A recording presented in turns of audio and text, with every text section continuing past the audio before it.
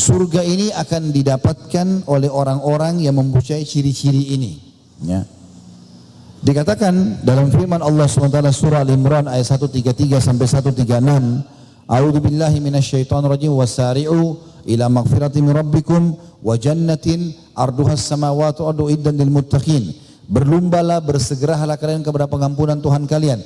Kalau sudah buat dosa, bertobatlah segera. Ya. Dan kejarlah surga yang luasnya seluas langit dan bumi. Hanya dijanjikan untuk orang yang bertakwa.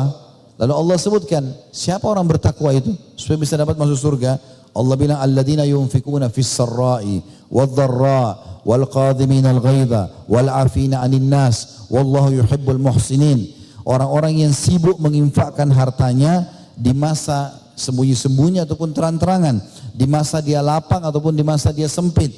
Dan orang yang menahan emosinya sementara dia bisa melampiaskannya.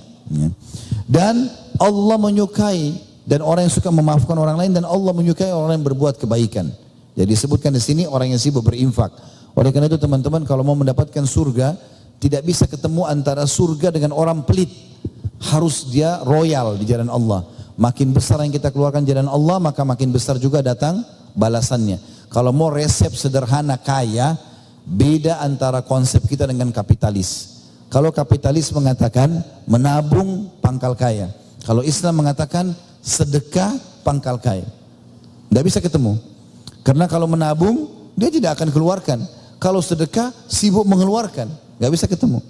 Oleh karena itu saya sarankan, Bapak Ibu sekalian, kalau anak-anak kita masih kecil, jangan biasakan belikan celengan ya.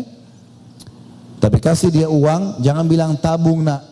Tapi ini kalau ada temanmu yang susah, beri ya. Kalau ada musola masuk, kasih ke kotak infaknya. Ajarkan sedekah. Karena kata Nabi SAW, la mana qasamalu min sadaqah. Tidak akan berkurang harta seorang hamba karena sedekah. Dan kita bisa membeli surga dengan harta kita. Belanja di jalan Allah Subhanahu Wa Taala. Allah bilang di sini, ciri ahli surga yang pertama, sibuk mengeluarkan sedekahnya, baik dalam keadaan dia lapang ataupun dia susah. Dan orang yang bisa menahan emosinya, padahal dia mampu melampiaskan. Pernah ada orang datang kepada Umar bin Khattab, lalu dia mengatakan, kau tidak adil hai Umar, dengan kata-kata kasar. Umar marah. Umar ingin memukul orang itu. Tiba-tiba datang dengan tidak sopan, Umar waktu itu raja, lalu berkata seperti itu. Kebetulan orang ini masuk dengan satu orang temannya atau sepupunya, orang itu sudah faham. Dia mengatakan, wahai Amir Mukminin, jangan anda pedulikan dengan orang ini. Karena Allah mengatakan, dan jangan pedulikan orang-orang yang jahil. Maka Umar pun tidak jadi marah dengan orang tersebut. Dia bisa menahan, ya. Menahan emosi ini pada saat kita bisa lampiaskan bagian daripada ibadah. Lalu dikatakan dan orang yang suka memaafkan orang lain. Ini juga sebuah konsep yang sederhana, tapi menjadi penyebab kita masuk ke dalam surga. Kalau ada orang berbuat kesalahan teman-teman, yang kita dahulukan pertama maafkan dia. Kan dia sudah ghibah saya Ustaz, dia udah fitnah, dia udah ambil harta saya. Benar, ada teori-teorinya sendiri. Kalau Bapak Ibu sedang terzalimi, tugas kita memaafkan dan tuntut hak kita. Memaafkan di sini maksudnya adalah kita bagaimana caranya melepaskan dulu rasa dendam dalam hati. Udah, saya maafin. Tapi dia tidak bisa lepas dari hukuman Allah sampai dia mengembalikan hak kita. Selama dia belum mengembalikan, maka dia tetap dituntut oleh Allah SWT. Tapi tugas kita memaafkan. Daripada kita tidak bisa tidur, nggak bisa makan, hanya karena kita dendam sama dia, maka tidak penuh. Allah sebutkan ahli surga termasuk ini. Kemudian orang yang suka berbuat kebaikan. Lalu Allah ingatkan lanjutannya, walladzina idza fa'alu fahishatan aw zalamu anfusahum dzakarullaha fastaghfaru lidzunubihim. Dan orang-orang yang kalau sampai berbuat kezaliman, berbuat dosa, maka mereka segera beristighfar dari dosa-dosa mereka. Wa may yaghfiru dzunuba illallah, dan tidak ada yang bisa mengampuni dosa kecuali Allah. Walam yusirru ala ma fa'alu wa hum ya'lamun, dan mereka tidak mengulangi lagi kesalahan tersebut sementara mereka sudah mengetahui masalah itu.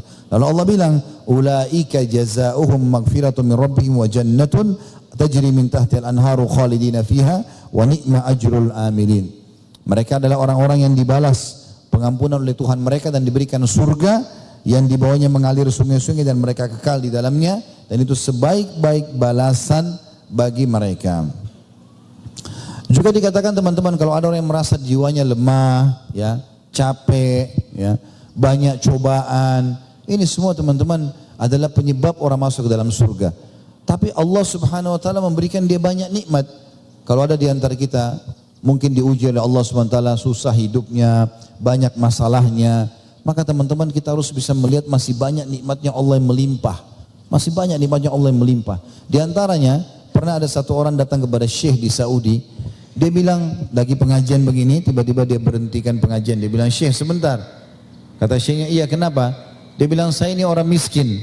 Saya mau minta bantuan. Ya. Kata Syekhnya, diberhentiin pengajian. Sebentar ya, karena orang ini tiba-tiba berhentiin pengajian, saya mau bicara dulu. Lalu dia bilang, kau bukan orang miskin, kau ini orang kaya. Kata dia, saya orang miskin Syekh. Kata dia, tidak, Syekh ini kalau kita kiai ya. Kau ini bukan orang miskin, kau orang kaya. Kata dia, saya orang miskin.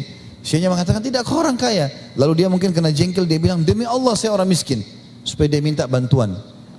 Kata Syekhnya, demi Allah kau orang kaya. Kaget dia, kok bisa Syekh lebih tahu keadaan saya, dia bilang. Kata Syekhnya, mau nggak saya hitung kekayaanmu? Dia bilang, ya silahkan. Ya. Walaupun saya tidak punya kekayaan. Ya. Lalu kata Syekhnya, berapa jarimu? Dia bilang 10 jari saya. Kata Syekhnya, mau nggak 1 jari kau saya potong, lalu saya berikan kepadamu 1 juta real. Artinya 1 juta real ini sekitar 3,5 miliar. Mau nggak? Tapi saya potong jarimu. Dia bilang, saya nggak mau. Kata Syekhnya, kau punya 10 juta nih sekarang. Mau nggak matamu berapa? 2. Mau nggak matamu 1 saya congkel, saya kasih 1 juta real. Dia bilang, saya nggak mau. Kau punya 2 juta real. Mau nggak kupingmu 1 dipotong? Nggak mau. Semua nggak mau. Kata Syekhnya, kau punya miliaran ini di badanmu. Tinggal keluar cari makan saja. Ala ukhbirukum bi ahli jannah. Mau nggak aku tunjukkan kepada kalian siapa itu penghuni surga? Kullu dha'ifin mutadha'ifin law aqsama 'ala Allahi la abarrahu. Thumma qala ala ukhbirukum bi ahli an-nar kullu utullin jawadhin mustakbir. Maukah kalian aku tunjukkan siapa itu penghuni surga? Maka ia adalah orang yang lemah dan merendahkan diri atau tawadhu. Jika ia bersumpah sama Allah, pasti Allah memperkenankan sumpahnya. Maukah kalian aku beritahukan siapa penghuni neraka? Maka mereka adalah orang-orang yang ingin diagung-agungkan, bermegah-megahan dan sombong. Hadis ini riwayat Bukhari Muslim. Artinya teman-teman sekalian, saya pernah melihat di Jakarta ya, saya melihat depan mata sendiri. Kalau lagi pengajian, menuju ke pengajian yang lainnya, kadang-kadang tiba waktu duhur, mampir ke masjid sholat. Saya tergantung keadaan, kalau pakai kendaraan, seringkali saya pakai motor gitu. Begitu saya masuk ke masjid, subhanallah lagi azan, mikrofonnya jelas besar sekali. Tapi yang mampir di masjid itu, atau di musola, penjual bakso, penjual gorengan, ya, yang lewat pakai mobil Alphard, mobil Mercy, nggak ada yang mampir sholat. Ya. Maka subhanallah saya hubungkan dengan hadis Nabi SAW. Betul kata Nabi SAW, ahli surga adalah justru orang yang susah, ya, orang yang miskin. Kalau ada orang kaya, alhamdulillah dengan dia jalankan perintah agama itu sangat luar biasa. Tapi biasanya orang terlalaikan dengan nikmat. Ya. Oleh karena itu teman-teman, Allah Subhanahu Wa Taala lebih tahu tentang keadaan kita. Kalau Allah Subhanahu Wa Taala berikan kepada kita kesempatan dengan rezeki yang luas, lalu kita bisa mendapatkan banyak manfaat dari rezeki itu, alhamdulillah. Tapi kalau tidak, maka jangan berkeluh kesah. Tetap berusaha mendapatkan yang terbaik, tapi kita ketahui ini adalah yang terbaik buat kita. Kata Nabi SAW dalam sebuah hadis, ada hamba-hamba Allah yang Allah berfirman kepada para malaikatnya, luaskan rezekinya orang ini. Karena kalau kau luaskan, dia akan makin bersyukur kepadaku, berinfak, dan tahanlah rezekinya orang ini. Ya, karena kalau kau bukakan, dia malah kufur kepadaku. Ada orang teman-teman yang Allah tidak bukain pintu rezekinya. Karena kalau dibuka maka jadi susah gitu. Dia jadi jauh dari agama. Jadi kita harus bersangka baik.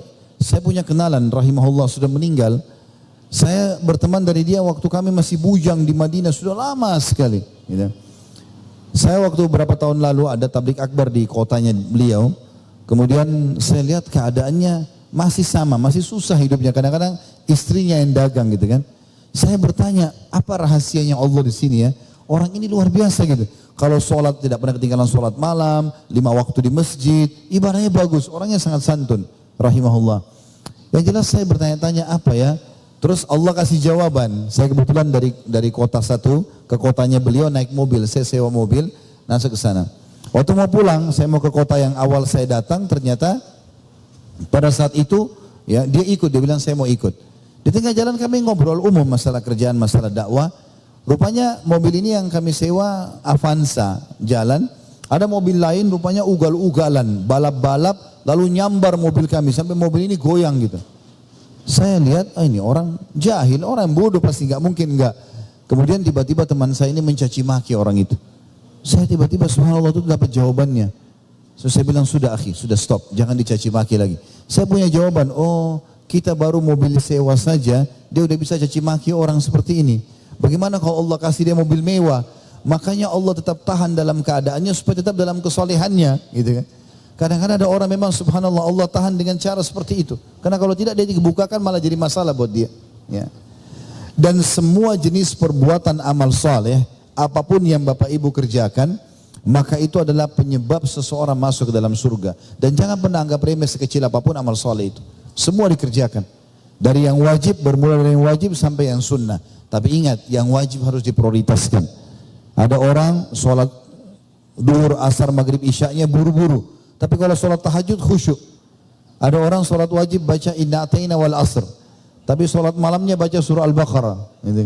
Ini seperti orang yang kejar ikan teri, ikan pausnya lepas. Ya. Sholat wajib adalah kewajiban. Ya. Bahkan kata Nabi SAW, Allah berfirman, tidak ada amal yang lebih aku cintai dari hambaku dibandingkan yang aku wajibkan kepadanya. Maka yang wajib itu fokus, berikan yang terbaik.